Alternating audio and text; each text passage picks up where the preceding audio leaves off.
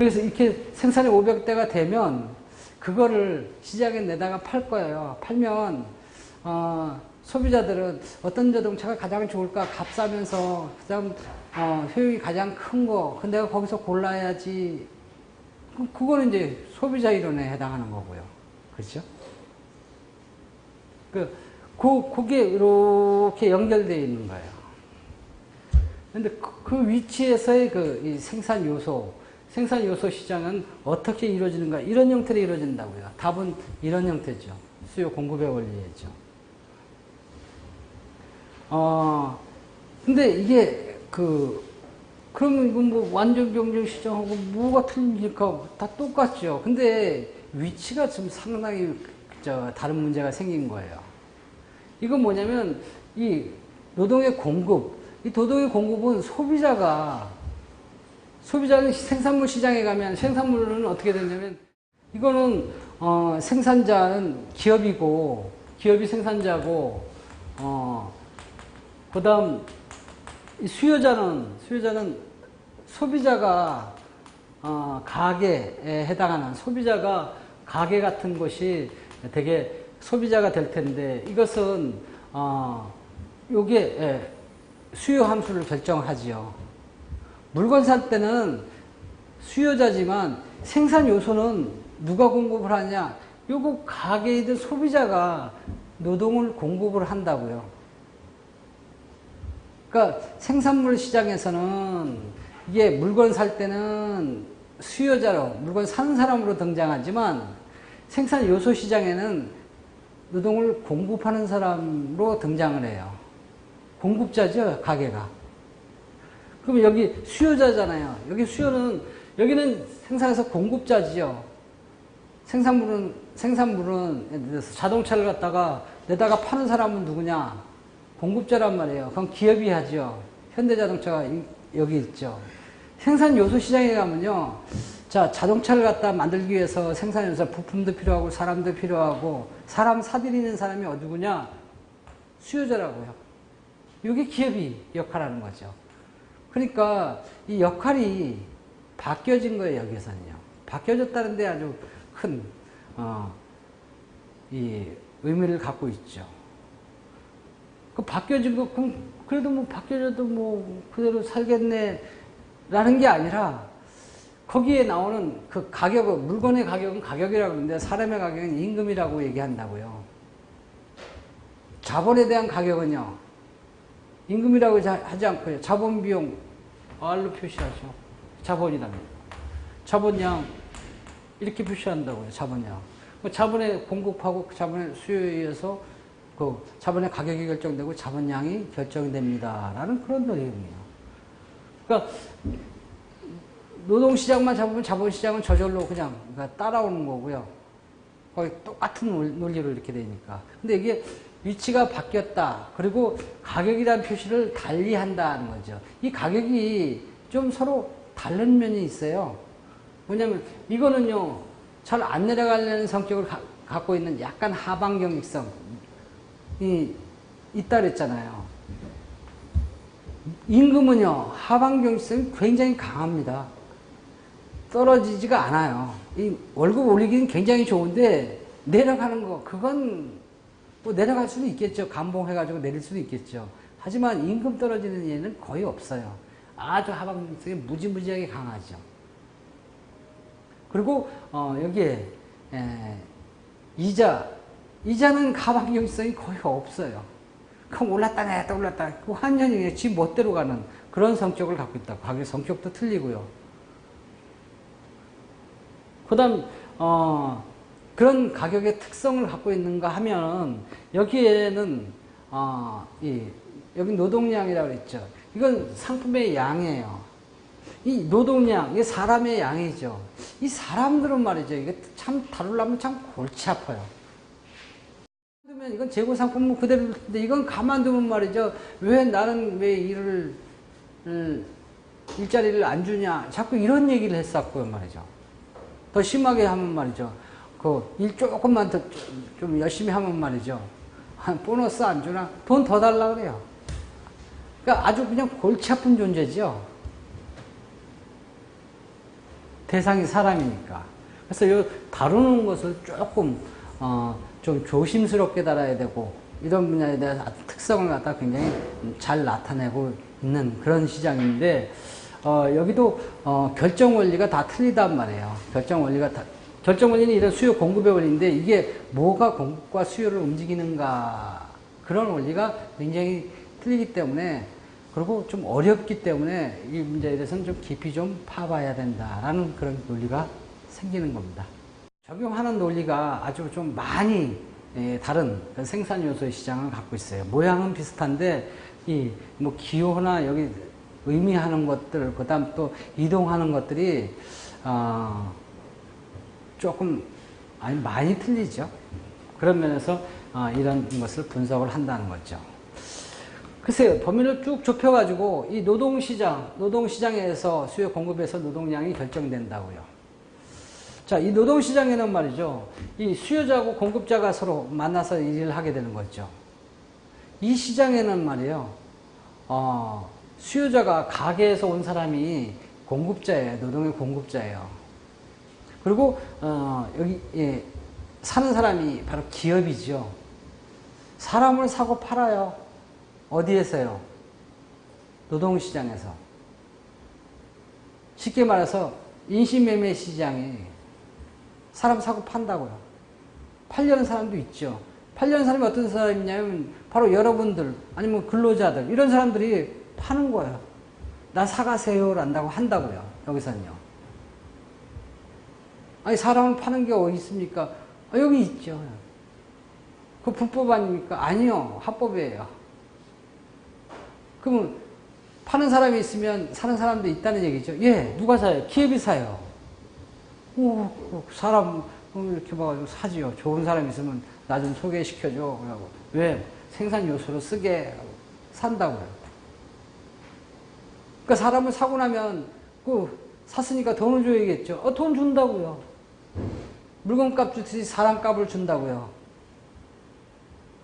이렇게 급여 이런 형태로 주죠. 연봉, 월급, 급여 이런 것들이 전부 다 그냥 통칭해서 임금이란 표시를 써요. 그렇죠. 사람에 대한 가격이죠. 돈을 준다고요. 얼마큼이요? 한 달에 500이에요. 이렇게 준다고요. 사람은 말이죠. 사람에 대한 가격은 사람은 할부예요. 사람 사잖아요. 사람 사면 한값 어떻게 해야 되느냐? 노동의 공급. 예. 노동의 공급 있죠. supply of labor. 예. 노동의 공급은 뭐에서 영향이 받느냐라는 거예요. 노동의 공급은 물론 그 책에 보면 사람들은 노동을 공급을 한다는 거예요. 되게 소비자들은 보면 이렇게 그러니까 근로자들은 노동을 공급을 하죠. 공급을 하는데 왜 노동을 공급할까라는 거예요. 여러분들이 만약에 이렇게 어디 회사에 취업을 한단 말이에요. 왜 취업을 하려고 그래요? 라는 거예요. 회사에 왜 회사 들어가려고 그래요? 하면 뭐가 좋은데? 라는 거예요. 회사에 들어가려는 목적은 돈 벌기 위해서 그러는 거예요. 쉽게 말해서 월급 받기 위해서 그러는 거다는 거죠. 그게 취업한 거예요. 그래요. 노동의 공급은 뭐의 함수냐면 임금의 함수예요. 월급 많이 주면 플러스 함수로서 월급을 많이 주면요 노동의 공급량이 공급량이 많이 늘어난다고요. 근로자들은 노동의 공급자들은 왜 그 일을 하려고 하냐면 임금을 얻기 위해서 한다는 거예요. 그럼 뭐 돈 때문에 그렇다는 얘기예요? 예, 돈 때문에 그렇다는 거예요. 근데 돈 많이 주면 일 많이 해요. 고용 많이 해요. 근로 공급을 많이 해요. 월급 조금 주잖아요. 그럼 조금만 일해요. 왜냐? 목적이 돈이었으니까. 목적이 임금이었으니까. 임금이 바로 목적이었었다고요. 그런 차원에서 노동은 임금이죠. 아니라고 부인할 수가 없어요. 왜냐하면 직장 다니는 목적이 내가 취업하는 목적이 뭐냐면 돈 벌기 위한 것이죠. 돈을 안 벌죠? 돈을 안 벌면 그건 직장이라고 그러질 않아요. 그런 것을 직업이라고 하지 않죠. 자, 내가 돈을 안 벌고 말이죠. 밖에서 일을 합니다. 예를 들어서 뭐 바퍼 행사를 해요. 좋은 직업 가지셨네.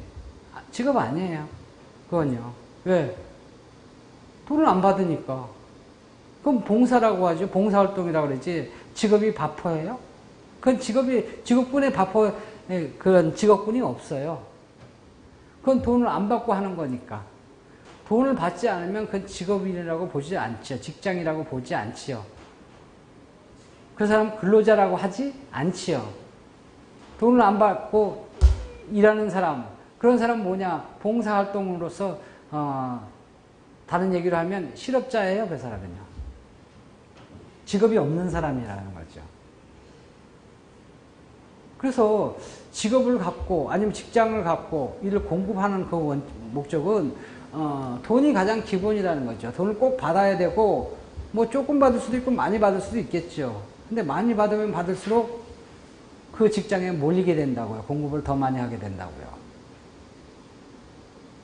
그래서 이게 이 노동의 공급은 철저하게 임금의 함수예요. 물론 책에는 임금 중에서 사람들이 노는 게 좋으냐 아니면 일하는 게 좋으냐 그걸 둘 중에 하나 선택을 한다는 거예요. 일하는 게 좋으냐 노는 게 좋으냐 당연히 노는 게 좋지요. 근데 일을 하면 일하는 게 나쁘죠. 나쁜데 좋은 게 뭐냐면 돈이 들어와요. 월급이요. 사람은 노는 게 좋으냐 아니면 일해서 돈 버는 게 좋으냐라는 거죠. 그 돈 벌어가지고 쓰는 재미가 참 좋지요. 그죠? 놀면서 그냥 뒹굴뒹굴 하면서 딱 여가를 즐기는 것도 재밌어요. 근데 일하러 가면 뒹굴뒹굴 놀지를 못하지요. 그 대신 돈이 생겨요. 그 돈을 쓰는 재미가 생기죠. 그 일을 하는 게 좋으냐 노는 게 좋으냐 둘 다 좋은 건데 서로 상충된다는 거예요. 상충된다는 것은 서로 일을 많이 하면 놀 시간이 없고 많이 놀면 돈이 없고 라는 거예요. 그 즐거움은 돈 쓰는 재미를 못 느끼겠고 그 중에서 사람들은 선택을 한다는 거죠. 선택을 해가지고 노는 걸 사람들이 막 줄이면 일을 많이 하게 되죠. 많이 하면 돈을 많이 벌게 되는 것이죠. 그거 좋아하는 사람들은 돈 쓰는 것을 돈 버는 것을 좋아하는 사람은 그럼 일을 많이 한다라고 그렇게 논리를 우리는 그렇게 생각 안 하는데. 그렇게 할 거야 라고 추측해가지고 그런 논리로 노동의 공급 곡선을 유도합니다. 뭐 틀린 말은 아닌데 글쎄 저보고 놀래 아니면 가서 돈 벌어가지고 그 돈에 쓸래 어떤 게 더 좋아 어떤 게 더 재밌어 그렇게 해가지고 그렇게 해서 내가 일을 할까 안 할까 뭐 그렇게 정할 수도 있지만 뭐 그것까지는 생각은 안 한 것 같아요. 그죠? 그래서 이 임금의 함수인데 이 플러스 함수라는 것을 뭐 새로 한번 예시를 해가지고 한번 구해보도록 하죠. 여기 있는 사람들이 만약에 일을 하나도 안 하는 사람이에요. 근데 어디서 이 현대자동차에 와서 여러분들한테 월급을 주겠다고 일을 하자 그래요. 얼마큼 주냐면 한 달에 300만 원 준대요. 근데 이게 한 달만 고용하는 게 아니라 60세까지 정년퇴직할 때까지 계속 고용해서 쓰겠대요. 그것도 임시직이 아니라 정규직을 쓰겠대요. 그러면 300만 원씩 평균해서 계속 준다고? 예. 그러면 한 가지 조건이 있죠. 뭐냐면 요 수업이 딱 끝나면 이제 바로 오라는 거죠. 학교 뭐 졸업 안 해도 되고 하니까 바로 오라는 거죠. 그러면 그냥 공부 안 하고 바로 이게 취업을 할 거냐 안 할 거냐라는 그런 문제가 있을 때는 300만 원 준다. 그러면 다는 안 갈 거예요. 그죠? 여기 만약에 한 100명 있다 하면 그 중에 한 20명 정도는 가겠죠. 한 20%는 가겠죠. 300만 원이면 그게 어디야?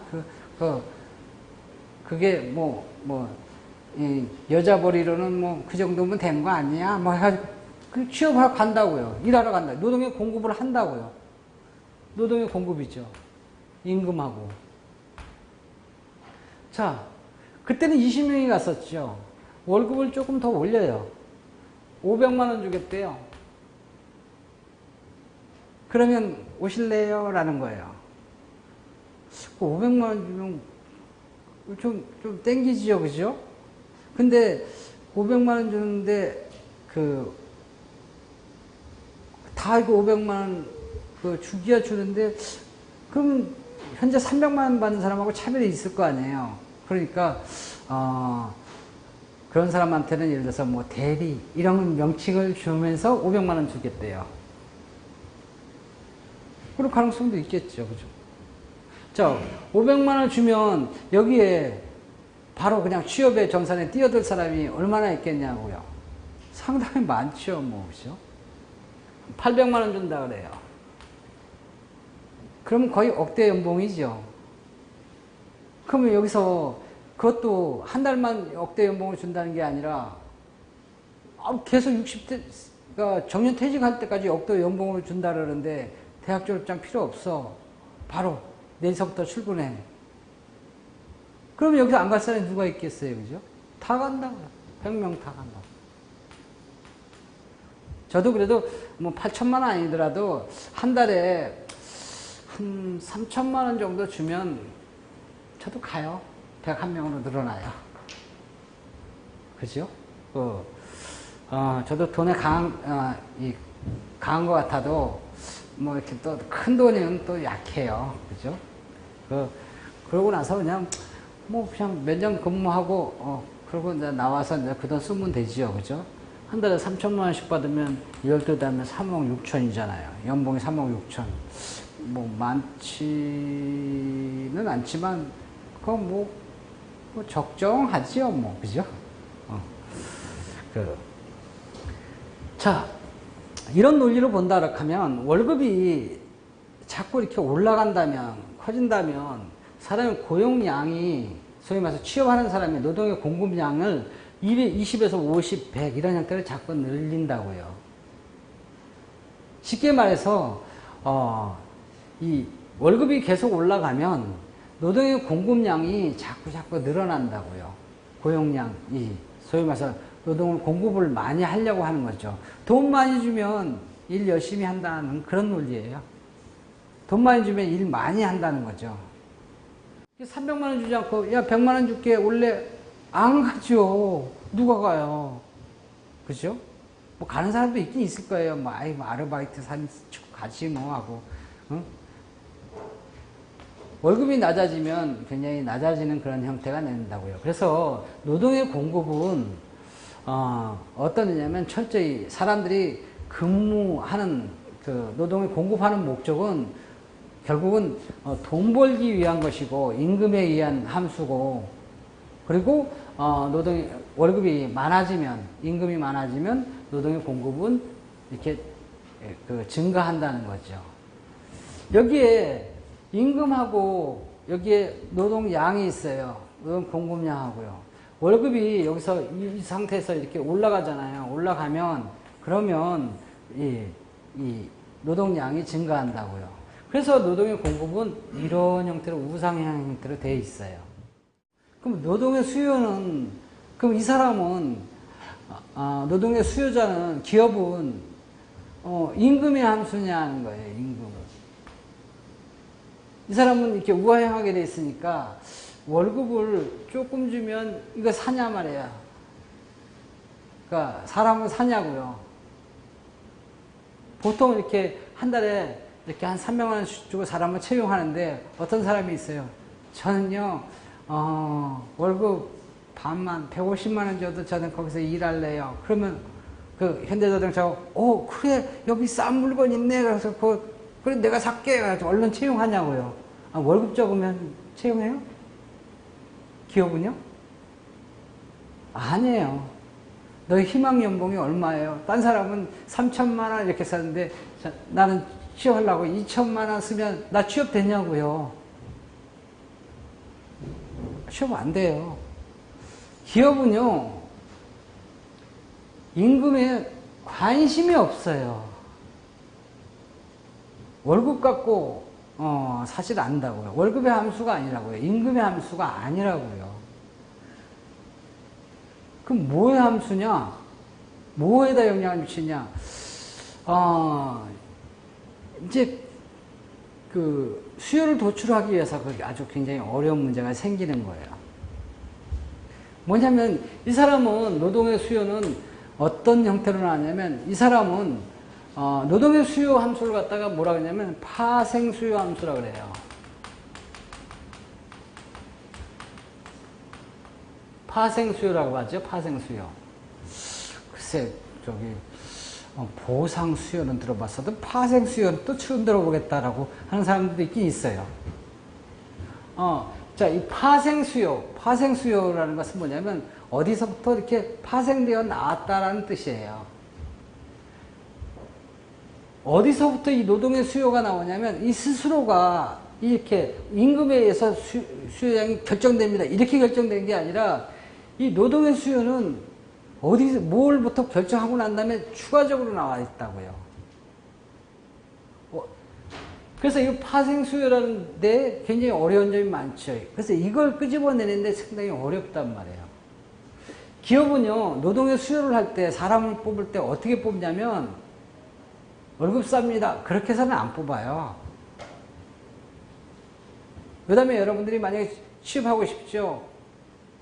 취업을 해야 될 거 아니에요. 그 기업에 가서 저 월급 조금만 주셔도 전 합니다. 희망 연봉이 아주 굉장히 작아요. 그런다고 취업되지 않는다고요.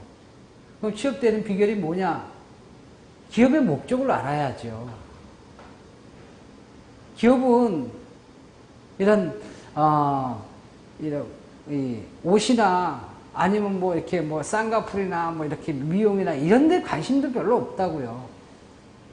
쌍꺼풀 수술한다 그래가지고 뭐 그러면 취업된다 그러면 다 쌍꺼풀 하게. 쌍꺼풀 수술하면 그럼 취업돼요? 나 취업하려고 나 쌍꺼풀 수술해야 된단 말이야. 말이야 맞겠죠. 그죠? 근데 가보면 말이죠. 기업에 있는 사람들은 쌍꺼풀 수술했구만 취업 이렇게 하질 않는단 말이에요. 그냥 내버려 둔다고요. 했구나. 이쁘게 했네. 그러고 말아요. 아니 내가 돈 얼마나 들여가지고 했는데 뭐 저한테 뭐 이쁘자 얘기 뭐 듣고자 하는 건가? 취업시켜달라고 하는 거죠. 근데 취업의 결정 원리가 그게 없는데 어떡하죠? 그러니까 취업하고자 한다 하면 부모님한테 말이죠. 나 쌍꺼풀 수술인데 그거 안 맞는다고요. 저한테 오면 어린 반푼어치도 없는 거죠. 기업이 무슨 이제 쌍꺼풀에다 관심 있냐? 아까 양복 한번 쫙 한번 정장으로 입어야 됩니다. 그렇겠지. 왜냐면 맨날 티셔츠만 입으면 안 되겠지. 정장은 사주긴 사주는데 기업은 그런 거에 관심이 없고요. 기업은 사람을 수요할 때는 어떤 형태로 했냐면 제일 먼저 결정할 것이 뭐냐면 이 사람의 목적은 이윤에다 목표를 두고 있어요. 이윤 극대화에다 목표를 두고 있죠. 그것도 이윤을 많이 내고자 하죠. 그래서 이 사람은 먼저 생산량을 먼저 결정을 합니다. 생산량을 예를 들어서 자동차 만든다 그렇게 하면 자동차 만약에 핸드폰 만든다 그렇게 하면 핸드폰 예를 들어서 이거 1000대가 필요하다 매달 그렇게 하면 1000대 가면 1000대 이걸 1000대 생산량을 먼저 결정을 해요. 이 1000대는 그거 어떻게 결정됐냐? 우리 이윤 극대화하기 위한 거죠. 이윤 극대화 조건에 맞는 그 수량을 먼저 결정을 한다고요. 어떻게 해야 내가 생산을 하는데 생산자 이론에서 그렇게 하죠. 생산을 하려고 그러는데 얼마큼 생산해야 이윤이 극대화됩니까? 생산함수 그렇게 하잖아요. 그죠? 여기 보면 생산함수는 이렇게 노동과 자본이 이렇게 되어 있습니다. 이렇게 되는데 비용이라는 게 노동과 자본에 의해서 결정되는데 노동과 자본을 얼마큼 써야 비용이 가장 적게 들이면서 생산량이 굉장히 많아질까요? 즉 다른 얘기로 하면 이 이윤이 최고로 많아지기 위한 생산량이 얼마큼입니까? 이윤 극대화하는 생산량이 얼마큼입니까? 예를 들어서 그게 노동자 10명 자본 10단위라 사용한다 하면 돈이 이렇게 들어가는데 이 돈은 가장 적게 들어가고 이것을 만드는 노동자들이 만들면 자동차를 예를 들어서 100대 만든다. 이 100대 만들면 어떻게 되냐? 이윤이 극대화된다라는 얘기. 그런 거와 마찬가지로 이 사람은 이윤을 노린다고요. 이윤을 노리기 위해서 이윤 극대화가 되는 자동차를, 핸드폰을 몇 대 만들어야 되는 것이 좋을까라는 것을 이 수량, 그게 만약에 1000대다 하면 1000대를 결정을 딱 해요. 그러고 나서 이 이윤 극대화 조건의 생산량을 먼저 결정을 하고, 그 다음에, 이 노동의 수요를 생각하죠. 자, 내가 이 핸드폰 한 달에 1000대를 만들려고 그러는데, 자, 이 재료가 얼마큼 필요할까? 사람이 얼마큼 필요할까? 그때 생각을 한다고요. 그때 생각은 어떤 생각이냐면, 1000대를 갖다가 생산하려면, 자, 자본은 그렇다 하더라도, 자, 1000대를 하려면 내가 몇 사람을 고용해야 될까라는 거죠. 그때 한 사람을 딱 채용해서 물어봐요. 내가 당신을 채용하면 당신은 한 달에 핸드폰 몇 개나 만들 수 있어? 라고 얘기를 하죠.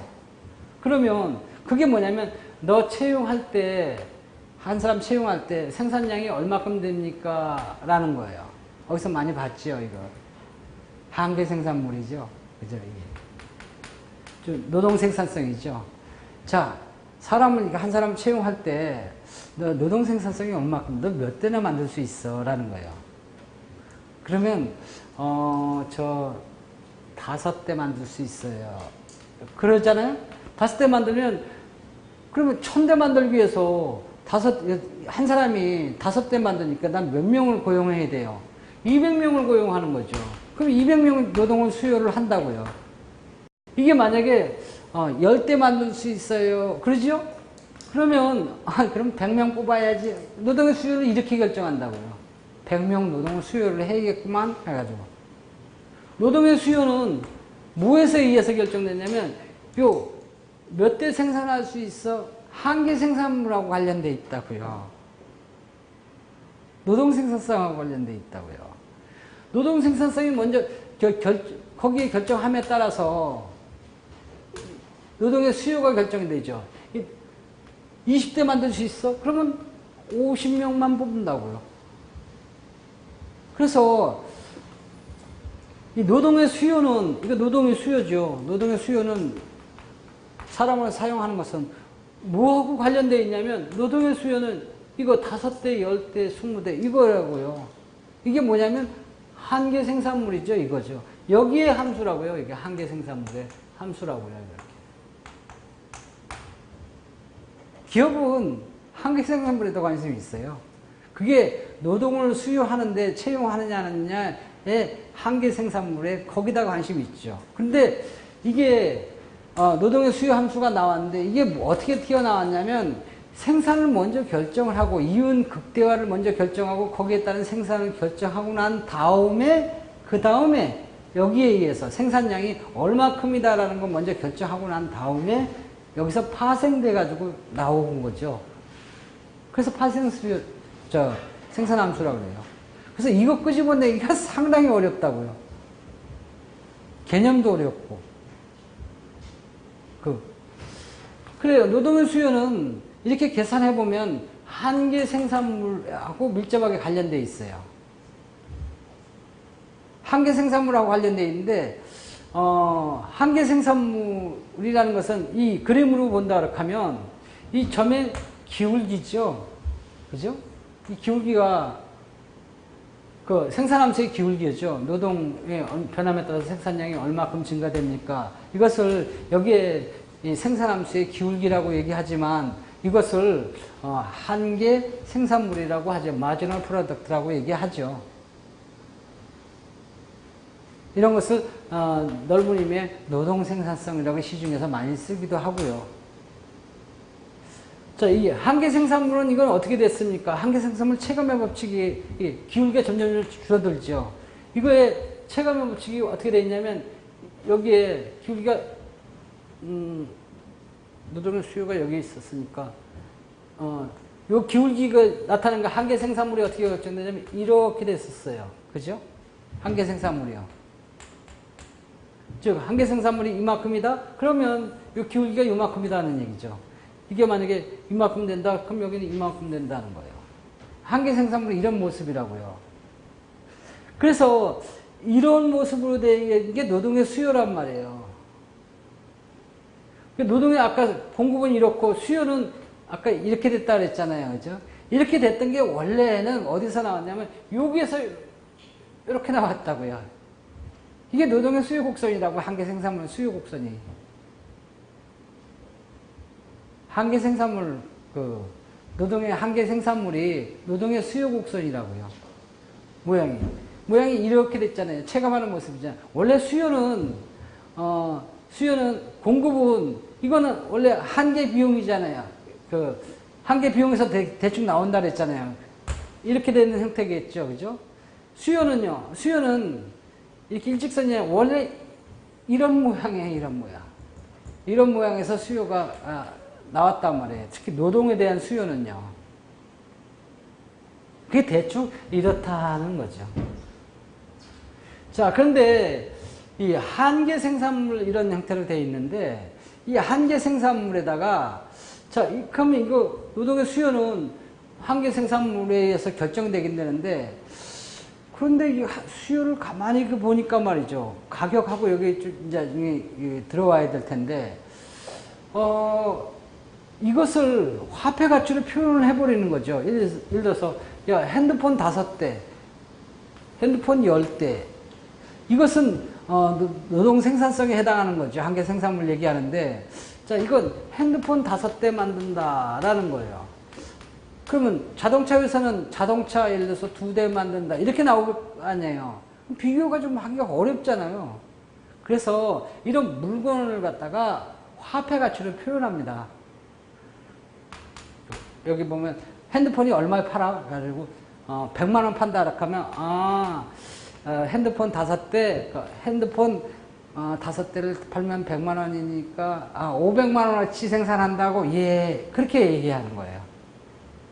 그래서 이것을 한계 생산물인데 이것을 화폐 가치로 표현하면 여기 가격을 갖다 이렇게 곱해주는 거죠. 가격을 곱해주면 이 값이 나오는데 이 값이 뭐라 그러냐면 VMP라 그래요. 지금 뭐냐면 Value of Marginal Product예요. 이것으로 줄여가지고 VMP라고 하죠. 읽을 때 어떻게 했냐면 이게 한계 생산물이죠. 그래서 한계 생산물 가치라고 읽어요. 그래서 노동의 수요 함수는 뭐냐면 한계 생산물인데 한계 생산물에다가 가격을 곱한 즉 화폐 가치를 표현한 거죠. VMP 이게 VMP예요. 한계 생산물 가치라고요. 그래서 노동의 수요 함수는 한계 생산물 맞습니다라는 거예요. 하지만 정확한 얘기로 그걸 화폐 가치로 표현한 VMP의 함수입니다라는 거예요. 한계 생산물 가치에 의해서 결정된다는 거죠. 그래서 여기에 의해서 결정을 하는 거예요. 그게 예를 들어서 너 핸드폰 5대 만들어. 예, 그러면 핸드폰 500만 원어치 핸드폰 만든다고. 예. 넌 노동 생산성이 500만 원이구나. 예. 전 자동차 2대 만드는데요. 그래요? 2대? 이게 얼마씩 팔아요? 이게 저 1000만 원인데요. 당신의 노동 생산성은 자동차 2대니까 2천만 원? 예. 예. 그렇게. 이게 노동 생산성 한계 생산물이죠. 특히 자동차의 한계 생산물이죠. 거기에 자동차의 가격 곱한 금액 한계 생산물 가치죠. 그래서 노동의 수요 함수는, 노동의 공급 함수는 아까 임금이었어요. 노동의 수요 함수는요, 노동의 수요는요, 이건 뭐의 함수냐면 VMP의 함수라고요. VMP라는 것은 한계 생산물에다가 가격을 탁 곱해준 이거에 의한 함수라고요.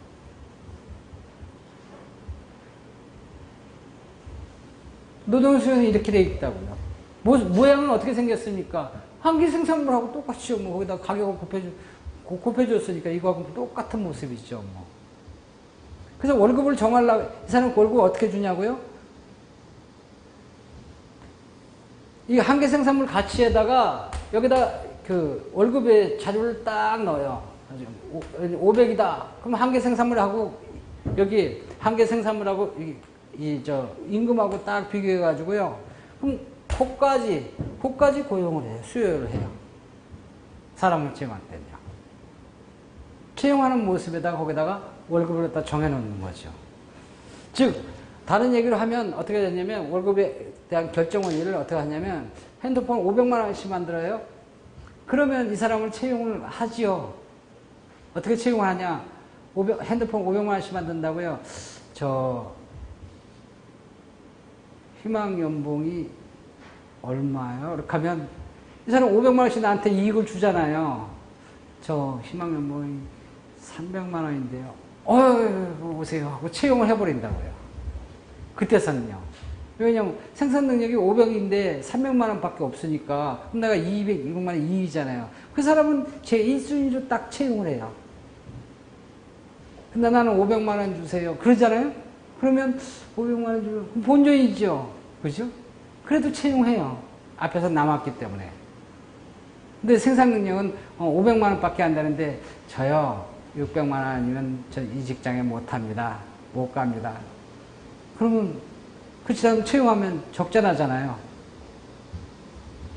그러면 오기 싫으면 집에서 그냥 푹 쉬어요. 채용 안 해요. 이거 갖고 채용을 하죠. 항상 생산물이 얼마큼 되느냐. 그리고 급여는 그러면 얼마큼 주느냐. 거기에 맞게끔 준다고요. 그래서 여기 채용 이만큼 하잖아요. 여기 채용을 월급에 맞게끔 채용하잖아요. 이 사람의 평균 임금이 뭐냐면 이 한계 생산물 가치하고 전부 다 딱 일치하게 딱 맞게 돼 있다고요. 예를 들어서 이게 만약에 8,000명이다. 8,000명의 평균적인 한계 생산물 가치가 그 사람의 임금을 딱 들어오게끔 만들어 놓는다고요. 그래서 사람 그 보수 수준을 그렇게 정하죠. 좀 골 아프게 정하죠. 그래 월급은 어떻게 정하더라도 상관없이 이 사람은 월급이 낮다고 하지는 않고요. 한계 생산물 가치가 얼마큼 높으냐에 따라서 거기에 맞게끔 준다고요. 노동생산성이 난 굉장히 높아요. 예를 들어서 나는 너희 회사에서 난 만드는 것도 그렇고 뭐 일하는 것도 하고요. 기업에다 얼마큼 이익을 갖다 줄 수가 있냐면 나 한 달에 3천만 원씩 벌게 할 자신 있어요. 그러잖아요. 그러면 나를 데리고 간다고요. 근데 월급이 얼마입니까? 월급 얼마 정도 됩니까? 글쎄, 그 회사 돈은 잘 벌게 해주는데 말이지. 내가 워낙 좀 잘 나가지고 말이지. 한 달에 월급 2천만 원 안 주면 안 가는데? 그럼 저 채용 되겠어요? 안 되겠어요? 월급 2천만 원 한 달에 달래는데. 그런데도 그 회사에서는 얼른 모셔오라 그런다고요. 왜? 날 3천만 원 벌게 해주는데 2천만 원 적어도 난 1,000만 원이 남는단 말이에요. 1,000만 원 남으니까 그 사람을 빨리 잡으라 이거죠. 두 번째 년도 100만 원 했어요. 세 번째도 100만 원 했죠. 자, 지금 3년이 지난 후에 지금 투자가 이렇게 100만 원씩 가까이 했는데 지금 자본이 얼마나 있을까요? 지금은 과거에 300만 원이고 100만 원, 100만 원, 100만 원 이렇게 지금 현재 있으니까 지금은 자본은 300만 원으로 되어 있죠. 그러니까 자본이라는 것은 이 투자를 이렇게 딱 짓게 해가지고 이것을 다 더해 놓은 게 자본이라고요. 자본은 어느 한 시점에서 딱 파악을 하는 거죠. 스탁 개념이죠. 투자는요, 1년 동안 얼마큼 증가됐는가라는 플로우 개념이에요. 유리한 개념이라고요. 그 어느 기간을 두고 한 거고 이거는 한 시점에서 파악을 하는 거죠. 한 시점에서 파악하는 거. 이게 자본이라고요. 한 시점에서 파악할 때 어떻게 했냐면 여태 과거에 있었던 투자를 갖다 몽땅 다 합해 나가는 거죠. 곧 이 투자가 곧 자본이란 말이에요. 자본이라는 것은 투자의 합계란 말이에요. 이거나 똑같죠. 그거 어떻게 봅니까? 어떻게 결정됩니까? 이런 형태로 해석해 나갈 수가 있죠. 그러면 뭐 자본에 대해서는 더 이상 할 얘기가 없어요. 노동시장만 딱 보면 똑같다라고 하면 되죠.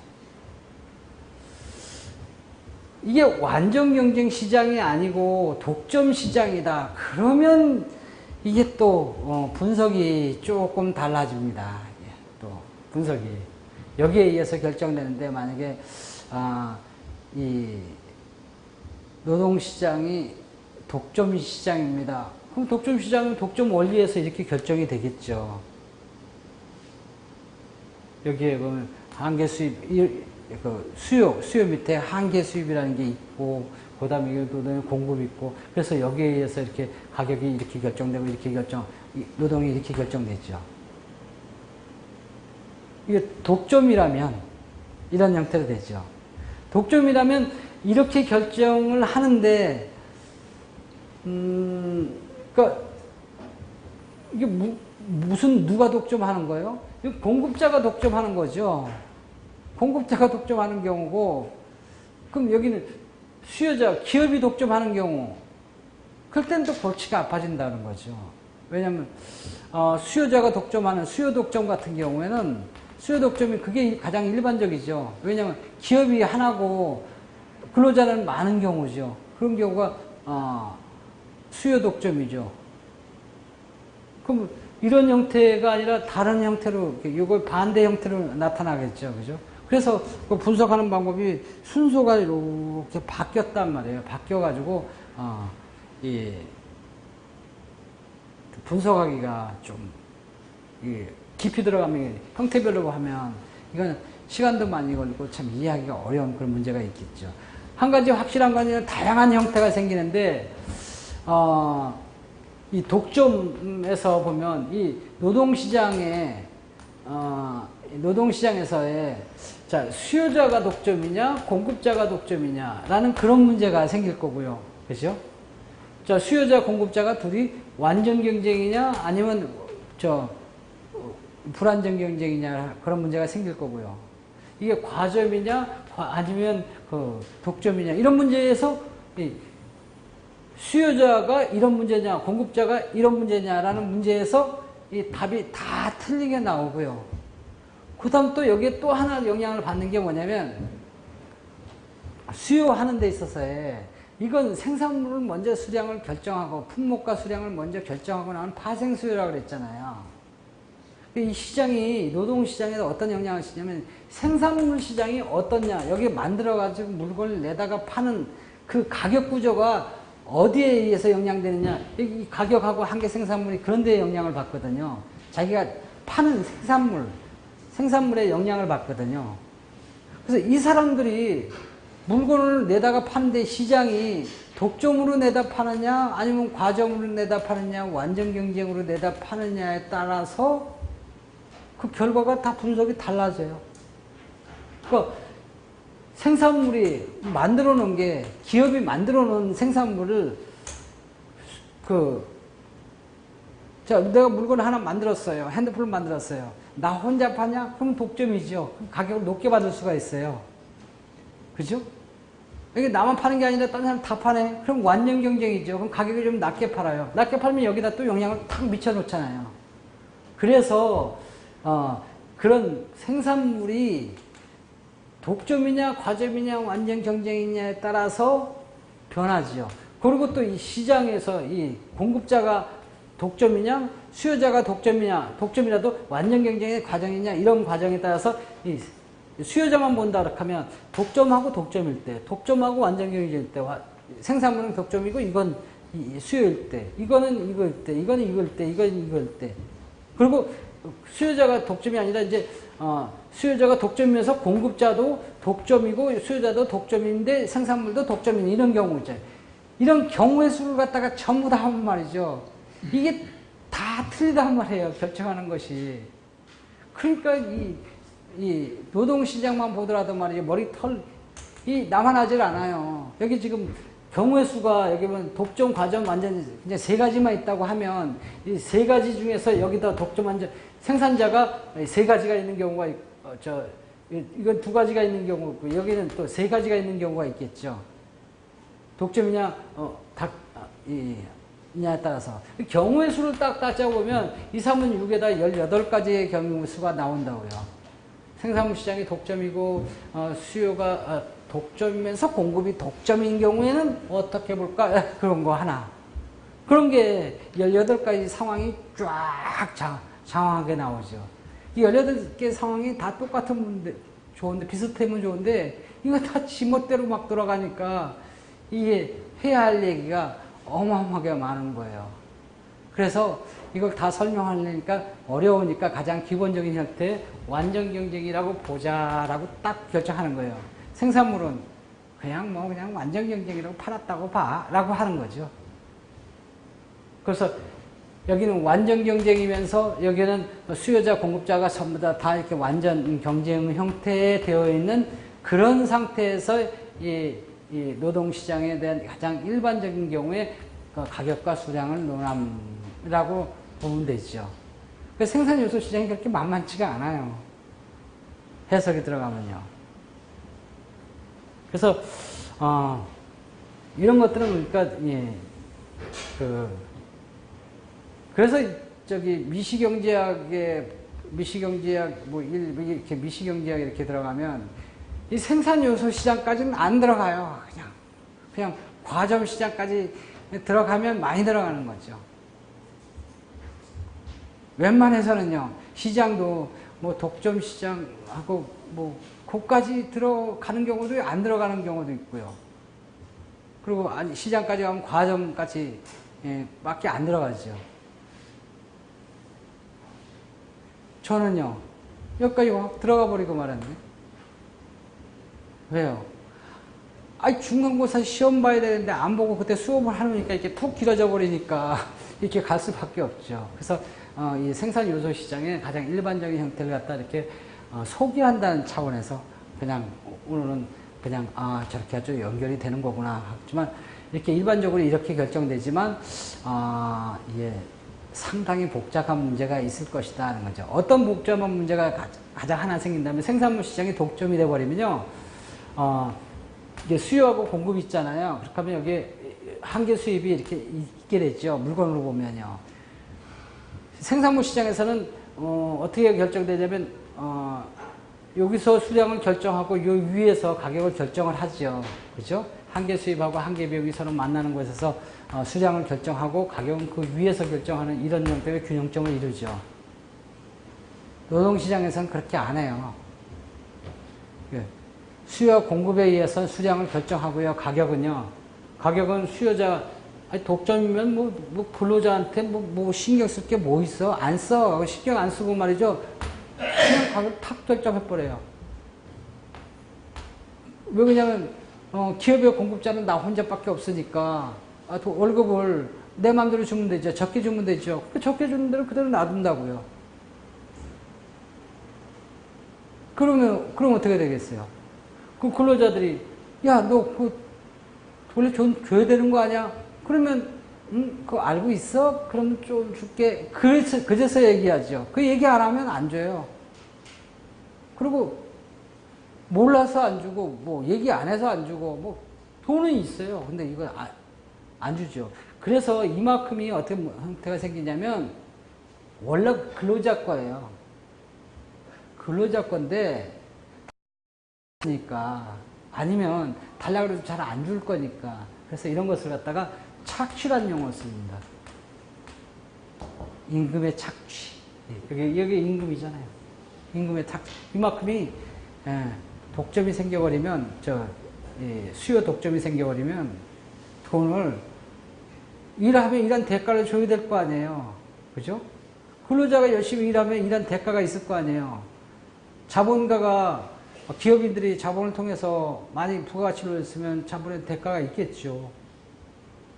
하지만, 그러면 노동자가 열심히 일한 것은, 돈을 이렇게 많이 벌었어요. 자본이 열심히 공부해가지고, 돈을 많이 벌었다면 그건 자본가 가져가야 되고요. 노동자가 열심히 일한 것은 노동자가 가져가야 당연한 거고, 또 그렇게 가져가지요.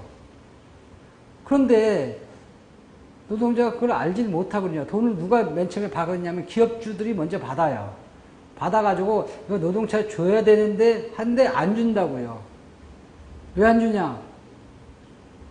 난 그런 건 몰라. 그래서 돈 들어오면 다 내 거지. 그게 노동자 거가 어디 있어? 소비자가 돈 나한테 줄 때 나보고 쓰라고 그랬지 노동자한테 주라고 그러신 적은 없었어. 나 그런 거 못 들어봤거든. 그리고 나 이런 원리 몰라. 그래서 안 줘요. 몰라서 안 주고, 그 다음, 설사 안다 하더라도, 근로자가 내 거 나 달라. 그런 요청이 없어서 안 주고요. 왜 안 줘요? 네가 언제 달라 그랬어? 달라 그러지 않은 걸 내가 왜 스스로 자해서 주냐는 거예요. 왜 달라고 막 우기면, 줘야 되나 보다. 왜 준다고요? 안 달라면요? 안 줘요. 그런 경우도 있고, 경우에 따라서 말이죠. 달라고 막 우기는데도 안 줘요. 왜 안 줘요? 내 맘이지 뭐. 그러면 이제 막 여기서 막 분쟁이 붙는 거죠. 막 노사운동이 막 벌어지고, 물러나라, 물러나라든 말든지 난 내 손에 돈 들어온 건 절대 난 못 주는 성격이야. 그렇게 잘 줘버렸으면 내가 뭐 돈을 어떻게 벌었겠어? 하고 딱 버텨버린다고요. 수요 독점 있는데 많거든요. 그런 데는 이 노동자의 착취가 굉장히 많이 생겨요. 생겨도 말도 못하고 알지도 못하는 것들이 그런 게 분석이 가능하다고요. 왜냐하면 노동시장에 대한 그 임금 결정 원리가 이렇게 독점일 때는 이렇게 수량은 이렇게 노동량은 결정하지만 가격 결정할 때, 임금 결정할 때는 어떻게 하냐면 이쪽으로 안 가고 이렇게 그냥 멈춰버려가지고 적당히 적게주고 많거든요. 아주 결정 원리가 조금 틀리죠.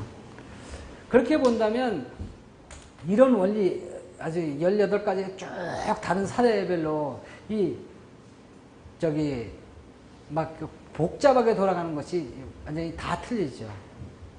제가 지금 이건 얘기한 것들은 뭐냐면 어떤 용이냐면 생산물 시장이 물건 내다 파는 게 하여튼 팔았더니 독점이더라 라는 거예요. 근데 여기 노동시장이 수요자가 하나밖에 없는 수요 독점인 상황에서의 그 보수와 수량의 결정이에요. 한 가지 예죠. 얼마나 복잡하고 골치 아파요.